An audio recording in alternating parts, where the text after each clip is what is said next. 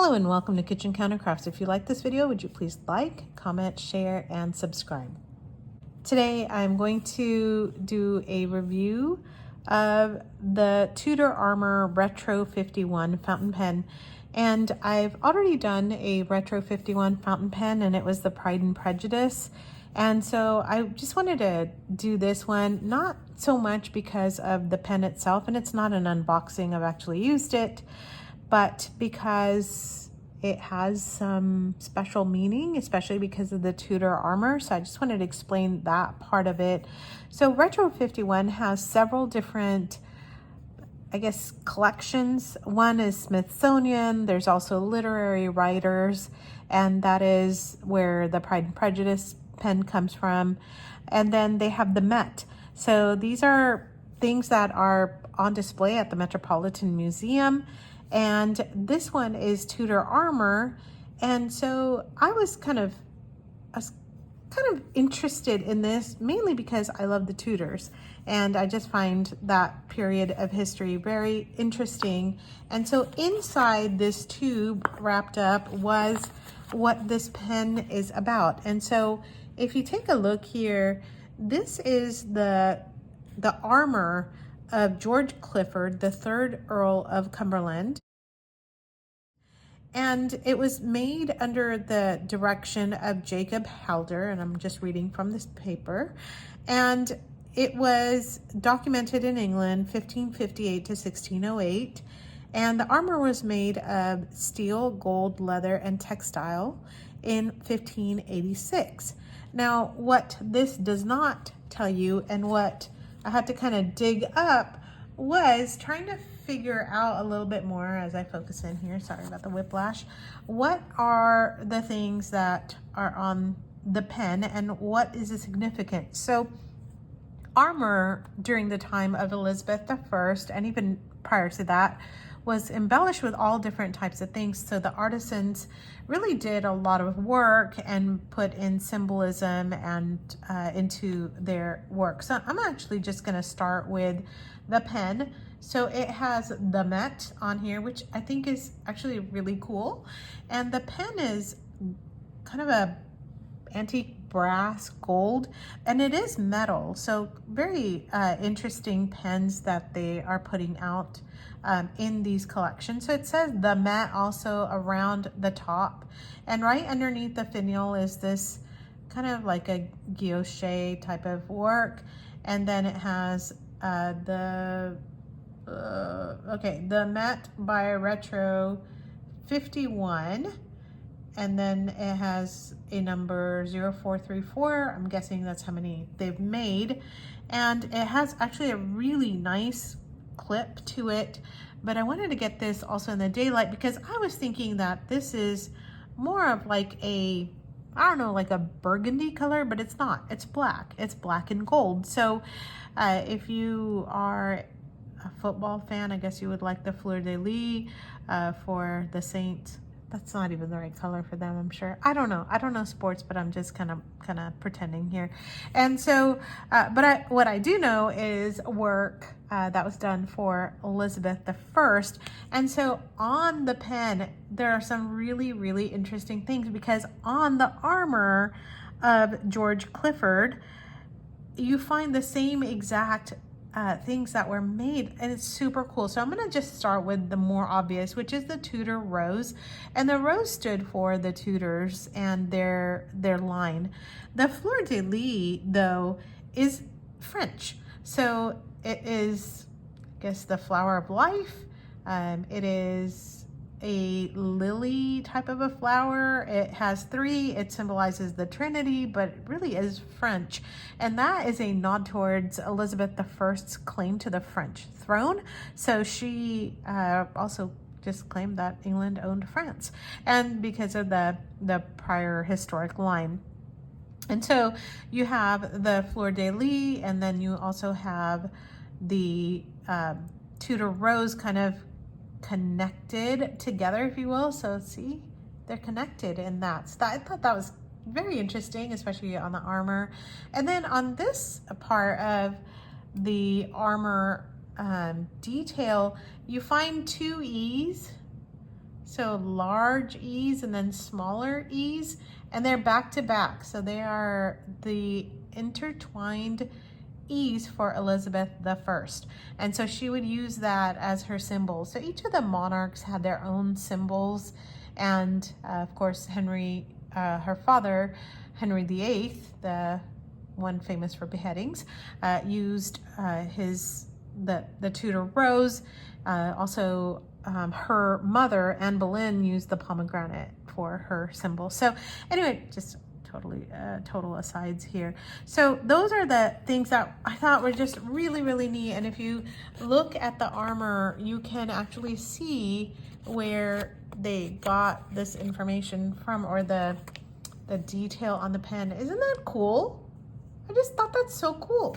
So anyway, all right, fine. If you don't think that's cool, I just get really excited about it. Okay, the other thing that I think is cool is that this pen is, I think I paid like $75 or $78 for this, US dollars, at the time of filming this video. And I have to tell you that when you tighten up the cap screws on, and when you tighten that up, everything is aligned, which makes me so happy. I was actually quite worried about that. And it lines up perfectly. So whoever did that, you did so great. Because I found more expensive pens that don't line up, and that just freaks me out. And I don't know why, but it just does. So anyway, I don't know if you pay attention to that or not. And then there's just nothing on the bottom. It's just kind of that brassy, that's the word I was looking for, but like a brassy gold. And so this has turns to, actually several turns. Let's see, 1, 2 and a half, just about, let's see, 1, yeah, yep, 2.5 turns to open this, which, you know, is expected. And then you are met with a very nice, generous, I would say, nib. It is, I don't know if it's a number 6. I think it's a number 6 Yobo nib on these. And then it's not really ornate at all. And it's stamped with 51 for Retro 51.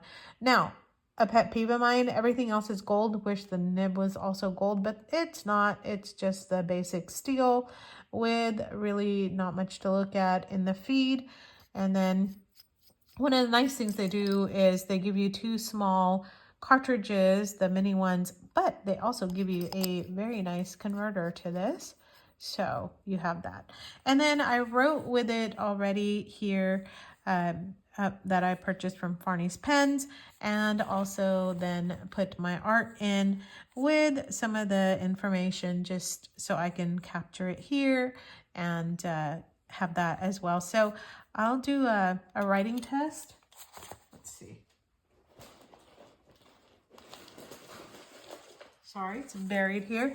I do want to say that I've inked it with, Diamine Rosewood, and thought that was kind of appropriate. It's British ink.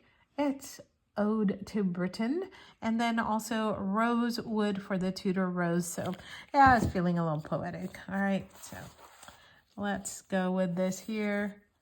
And this is 5/31/25. And this is the Retro 51 Tudor Armor. And the ink, this is a 1.1 stub. Is that right? 1.1? Seems thicker. That is the 1.1 stub. I do not have any of the stub pens from Retro 51, so I was actually looking forward to getting that. My other one is a fine, and the fine is great. So the stub is kind of thick. I don't know. Okay, and I just got a new holder, and it's kind of moving around, so I hope it stops. All right. Maybe if I stop touching it, it'll stop moving. Let's do a test.